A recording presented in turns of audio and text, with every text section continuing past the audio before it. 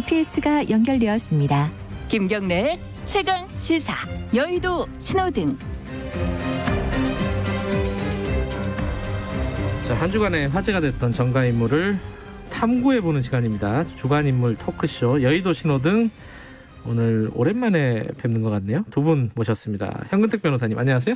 네, 안녕하세요. 현근택입니다. 새해 복 많이 받으시고. 네, 복 많이 받으십시오. 네. 2주? 3주 만에 나온 것 같은데요. 그러니까 뭐 연말 네. 특집 한다 어쩐다 이래가지고 모시지를 못했습니다. 김태현 변호사님 오랜만에 뵙니다. 안녕하세요. 새해 복 많이 받으세요. 예, 새해도 복 두 분 다 많이 받으시고요. 금요일 아침에 저희 한 휴일이었잖아요. 크리스마스랑. 아 맞아. 맞아. 그래서 못 맞아. 뵙구나. 네. 그 전에도 한번 뭐 지각하셨죠 아마? 언제 얘기를 또, 언제 얘기를 하시는 거예요? 저는 뒤끝이 가갑니다. 네. 자, 오늘 이렇게 자 새해 들어서 첫 시간인데 좀 거물들을 들고 오셨네요.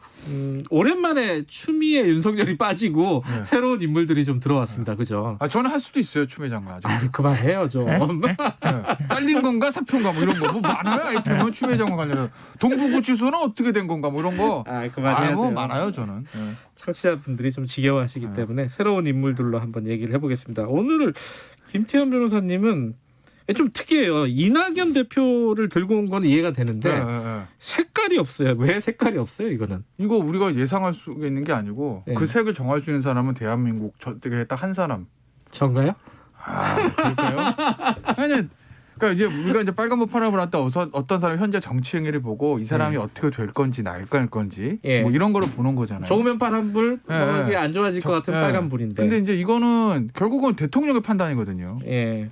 사면은 법적으로 뭐 누가 뭐래 뭐 반성을 했네 만에 뭐 헌법학자들이 보니까 뭐 탄핵을 당한 사람은 뭐 사면하면 되네 안 되네 뭐 얘기들이 있는데 네. 다 쓸데없는 소리고 대통령이 사인하면 사면 사인 안 하면 사면 안 하는 거예요. 이건 대통령만을 가지고 있는 일종의 거의 제왕적 권한이나 마찬가지니까 법치주의 예외와 권력 분립의 예외를 삼권의 예외를 인정하는. 근데 지금 대통령 사인을 하실지 아닐지 현재에서 모르잖아요.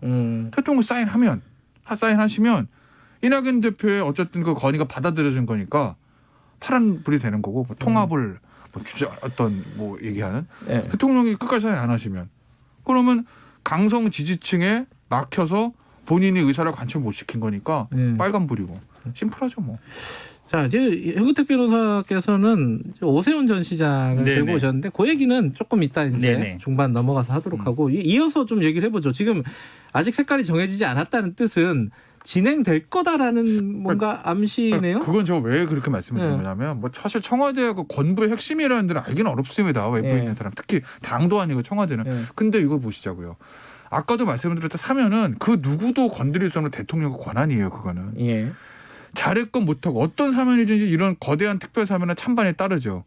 그 정치적인 부담까지 생각해서 명분과 실리가 있으면 가는 겁니다. 뭐 네. 명분은 항상 국민 통합이고 실리는 결국 이제 정부적인 판단, 표 계산이거든요.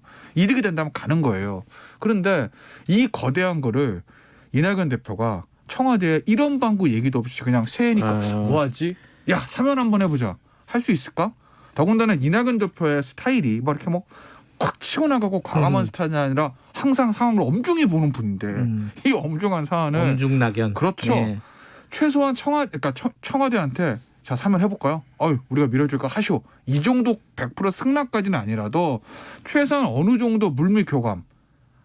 이런 거를 좀 이낙연 대표가 들고 나올 거라는 거는 청와대에서 알았을 거라는 거예요. 그거 없이 알겠습니다. 이걸 던질 수 없어. 그렇다고 보면 청와대에서도 한번 검토를 해보자. 다만 이걸 던졌을 때 사면으로 던졌을 때 강성 지지층이 얼마나 반발하는지 핵심 지지층이.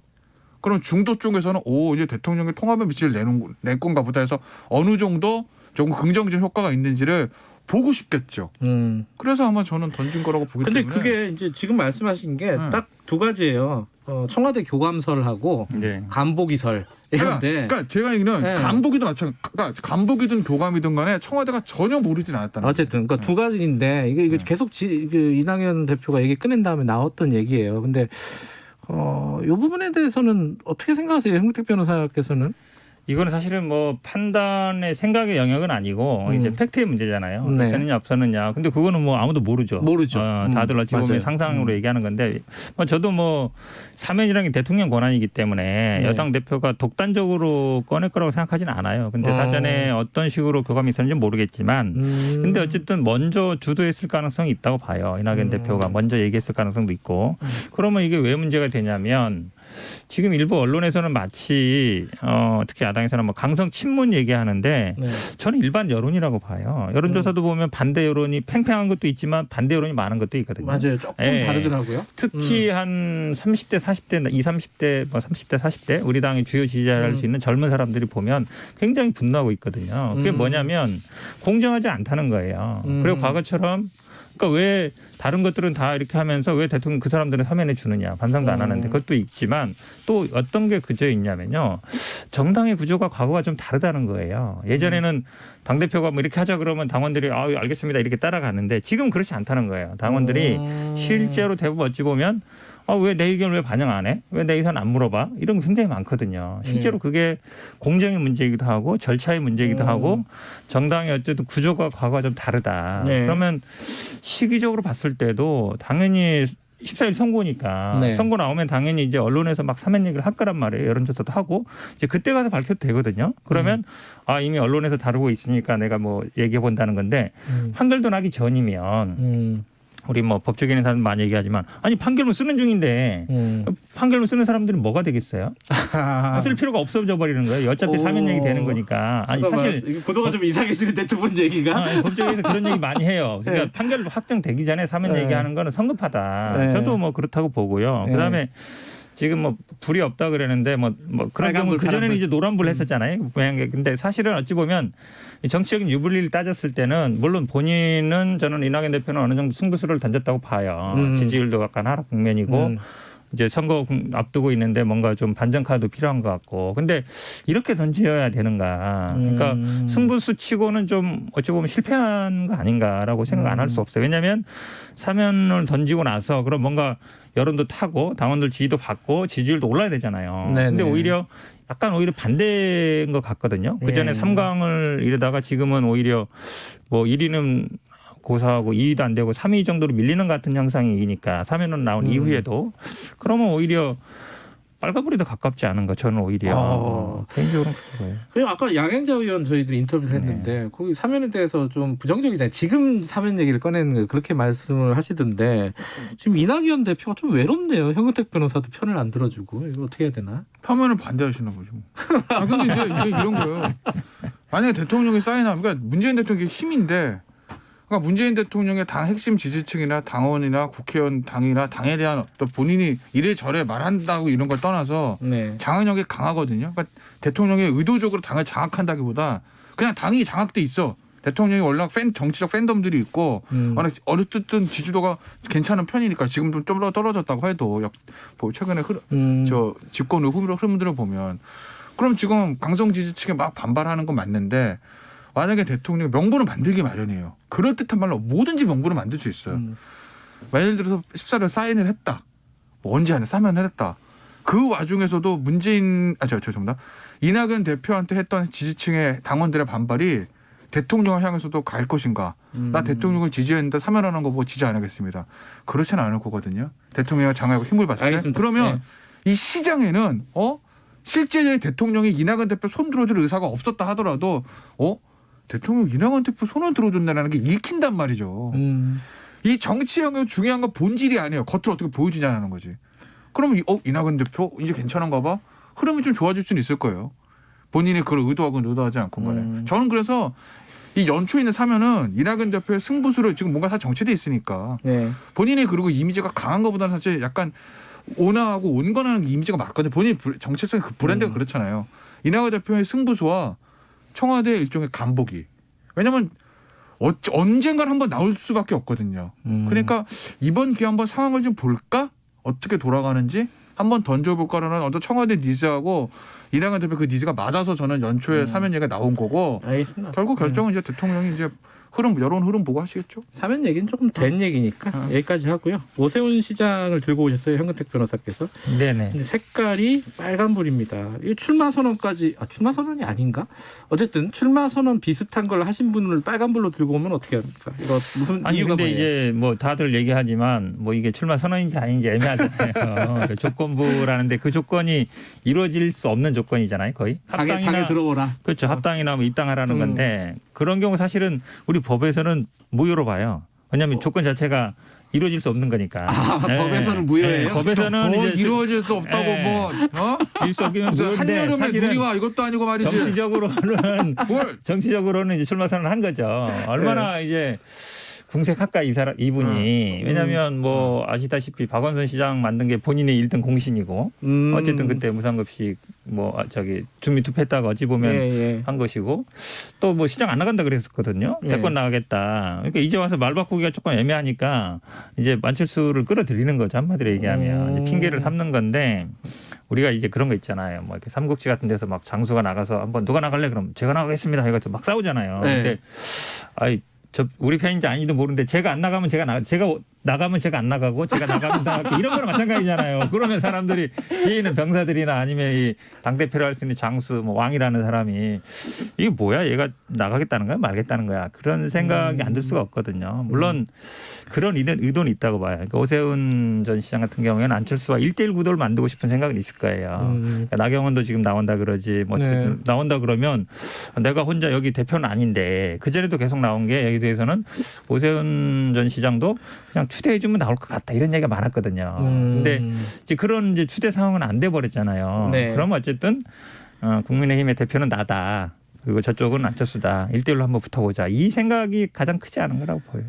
결국에 이제 지금 오세훈 전 서울시장을 들고 오신 게 이제 선거를 얘기하는 거잖아요. 이제 안철수 당 대표, 아니 국민의당 대표는 어떻게 될 것이냐, 이 교통 정리가 어떻게 될 것이냐 이게 뭐 야권에서 이제 초미의 관심사인데 어쨌든 지금 말씀하시는 걸 보면 약간 궁색하다. 지금 나오는 거 이 포지션 자체가 어떻게 보세요? 저도 그렇게 봐요. 궁색하다. 오늘 두 분이 약간 색깔들이 좀 이상하시네. 물론 뭐 예를 들어서 이제 어제가 목요일이었잖아요. 이제 금토일 열흘부터 돌려서 다음 주 월요일날 봤더니 야권 후보 안철수 대표가 가서 컨벤션을 톡톡히 누렸잖아요. 그렇죠. 근데 오세훈 시장도 그걸 누려서 원래 기본적인 파워 브랜드는 있으니까 안철수 대표가 비등비등한다는데 이겼다. 그럼 이제 파란불로 바뀌는 건데 그러니까 알 수는 없는데 현재 이 시점에서 뭐 빨간불 왜? 오늘 지금 저 김경래 기자 질문 자체가 뭐였어요? 나간다는 얘기예요? 안 나간다는 이렇게 질문했잖아요. 질문이 그렇게 나와서 끝난 거예요. 정치인의 메시지는. 저 어떻게 책임을 돌리고 정치인의 메시지는 간결해야 돼. 그렇죠. 간결해야 돼요. 나 나가. 이번에 한번 붙을게. 아니면 그렇죠. 그게 나는 안 나갈 거야. 나 대선 나갈래. 정치인이 메시지가 간명해야 되는데 말이 길어. 조건을 붙어. 저도 어저께 이게 무슨 말이야. 나간다는 거야. 안 나간다는 거야. 기사는 다 오세훈 출마선 이렇게 썼더라고요. 근데 저는 보니까 이게 뭔 소리야? 해석이 되는 순간 그 메시지는 실패한 메시지예요.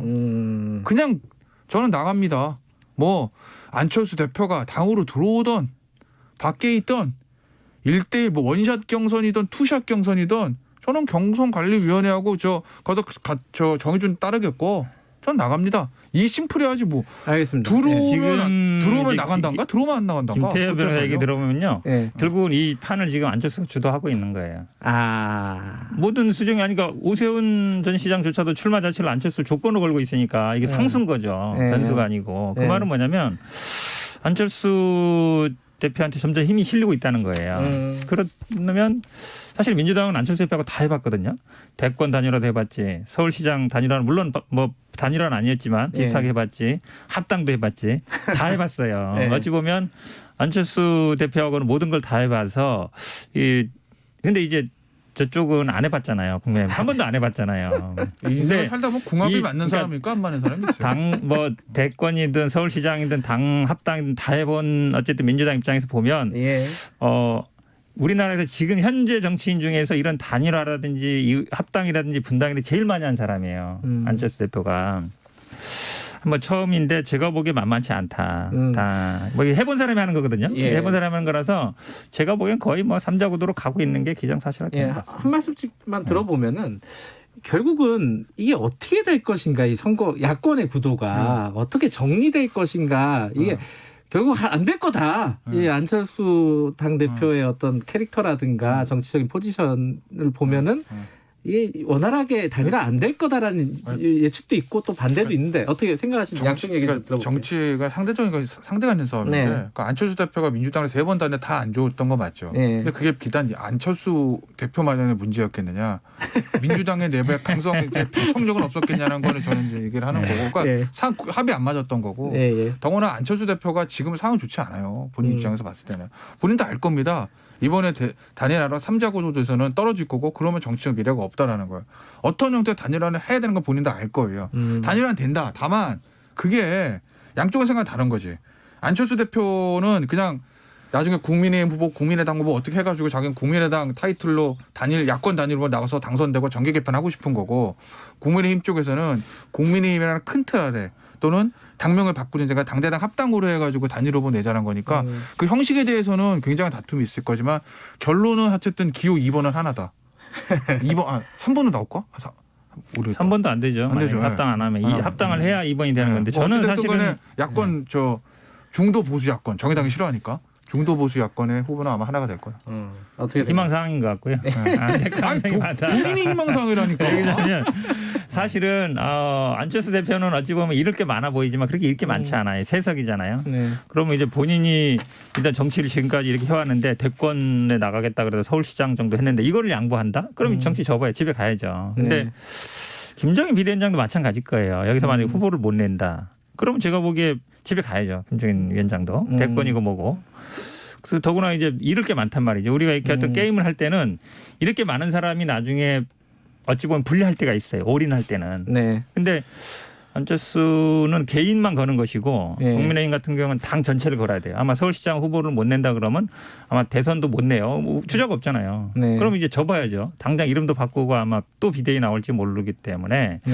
저는 뭐 안철수 대표가 그동안 우리 당과 했던 경험으로 봤을 때 알겠습니다. 접을 가능성은 별로 없다. 그러면 뭐 그냥 3자로 가는 거 아닌가. 양쪽 두 분 다 이게 약간의 희망사항이 섞여 있는 듯한 느낌이 들었습니다. 새해 첫날 두 분 뵈니까 즐겁네요. 이게 두 분 다 이제 생각은 진중하시지만 항상 표현은 유쾌하게 하시니까 청취자분들이 그런 문자 많이 보내주셨어요. 맞아요? 네. 예, 코로나 시기에 기분 많이 좋아졌다. 사하나 이사님, 6644님 감사합니다. 두 분 다 새해 복 많이 받으시고 올해 한 해 동안도 열심히 잘 부탁드리겠습니다. 고맙습니다. 네, 감사합니다. 고맙습니다. 네, 김태현 변호사님 그리고 현근택 변호사님이었습니다. 김경래의 최강시사 듣고 계시고요. 지금 시각은 8시 47분입니다.